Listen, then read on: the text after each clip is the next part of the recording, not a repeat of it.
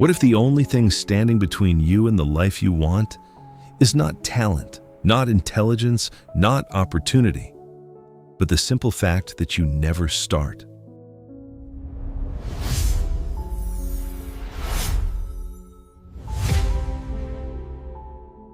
In a busy city apartment lived a 27-year-old man named Daniel. Daniel believed he was meant for something bigger than an ordinary life.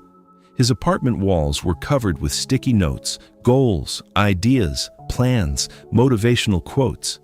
His bookshelf was filled with books about success, discipline, and achievement. Every time he opened one of those books, he felt the same surge of excitement. For a few hours, it felt like everything was about to change, like his real life was finally about to begin. But there was one problem Daniel never admitted to himself. He never actually started anything. Every morning, he woke up telling himself the same thing. Today is the day. Today he would begin the business idea he had been planning. Today he would finally start writing the book he had imagined for years.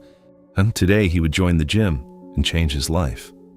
But by afternoon, the excitement faded. By evening, the motivation disappeared. And somehow, tomorrow started to feel like a better day to begin. There was always another reason to delay. I'll start the business next month when I have more savings. I'll begin writing when I have more time.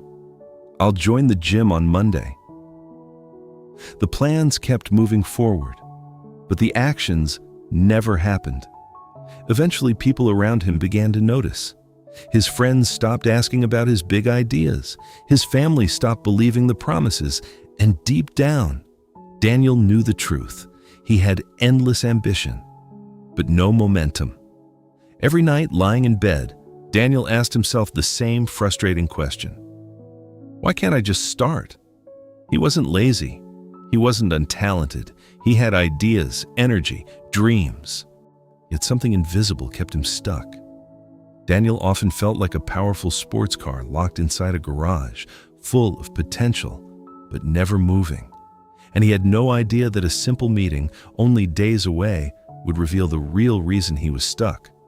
Because very soon, Daniel would meet someone who had started exactly where he had, but ended up somewhere completely different. Two people can begin their lives in the exact same place, with the same dreams, the same ideas, and the same potential. Yet somehow, a few years later, one of them is building something real, while the other is still waiting for the right moment. Daniel was about to understand why. One afternoon, he met his old college roommate Alex at a small coffee shop. They hadn't seen each other in almost 2 years. When Alex walked through the door, Daniel noticed something immediately. Alex looked different, more confident, more focused, like someone who knew exactly where he was going. After a few minutes of catching up, Daniel asked the usual question. So, what have you been working on lately? Alex smiled. Do you remember that app idea I used to talk about back in college? Daniel nodded instantly. Of course he remembered.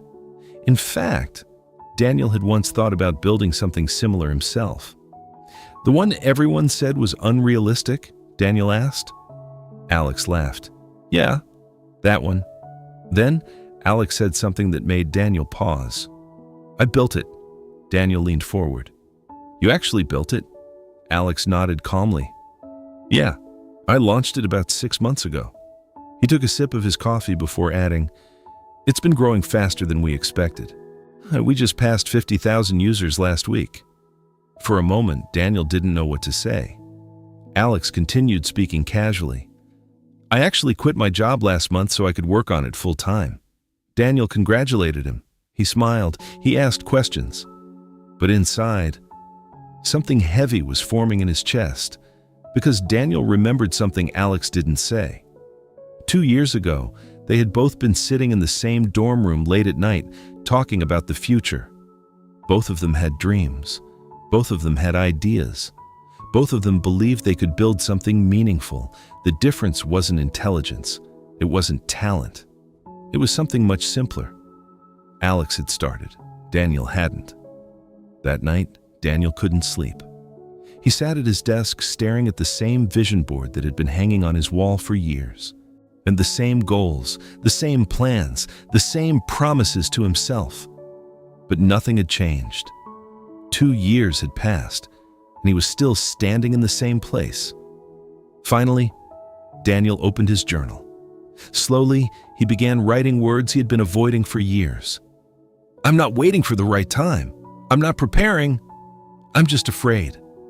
And for the first time, Daniel faced the truth he had been avoiding, but the real answer to his fear was waiting somewhere he never expected to find it. Sometimes the answers we spend years searching for appear in the most unexpected places. The morning after writing in his journal, Daniel woke up feeling restless. The words he had written the night before kept echoing in his mind. "I'm just afraid."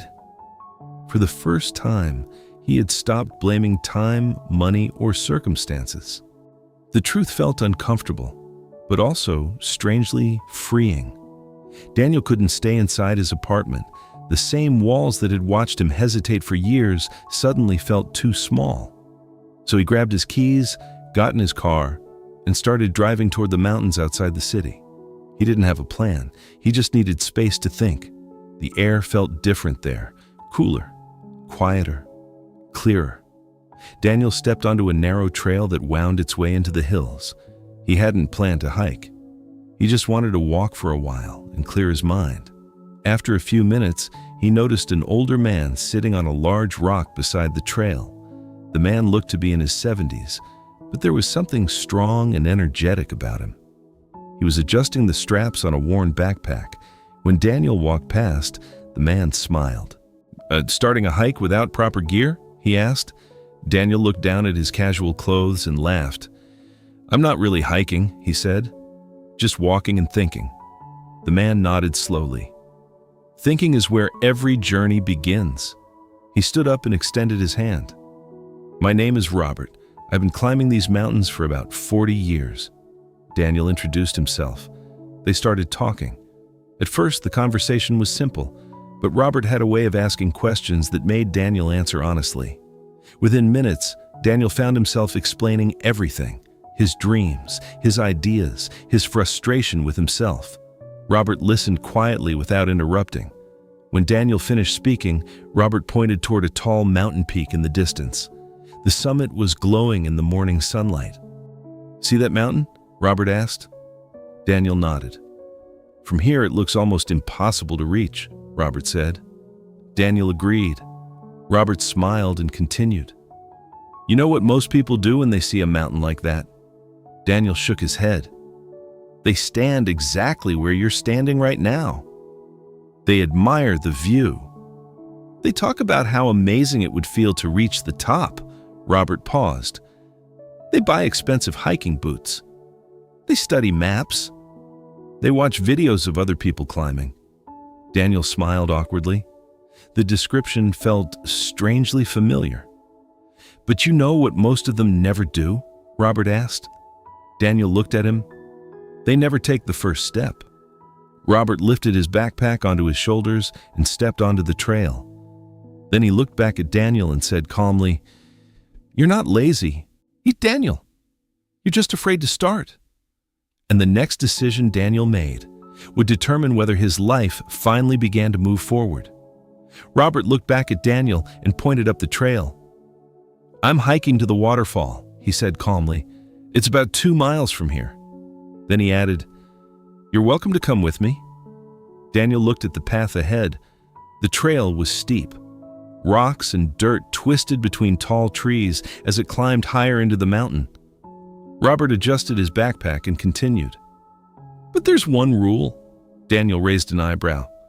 "No talking about whether you're ready," Robert said. "No asking if you have the right shoes.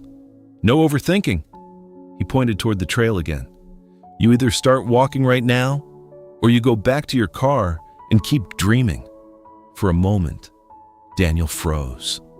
His mind instantly began creating excuses. "You're not dressed for this. You didn't plan to hike today.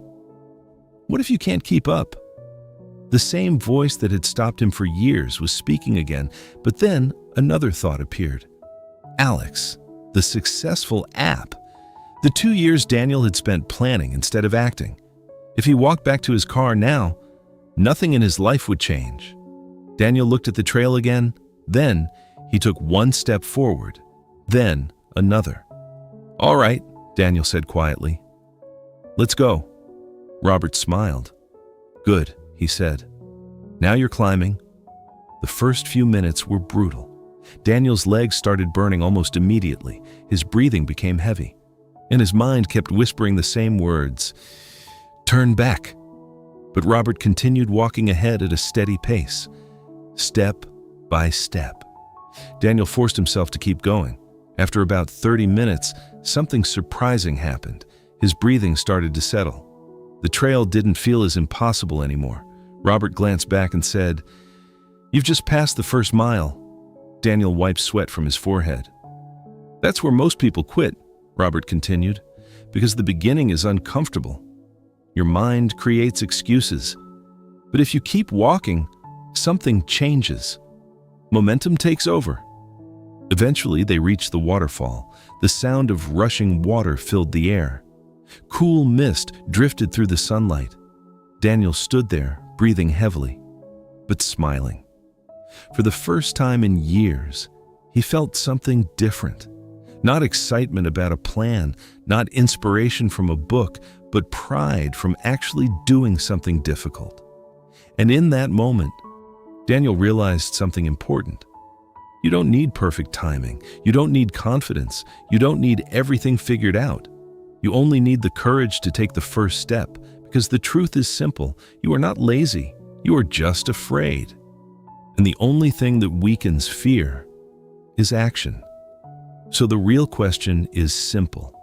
What is the one small step you can take today toward the life you say you want?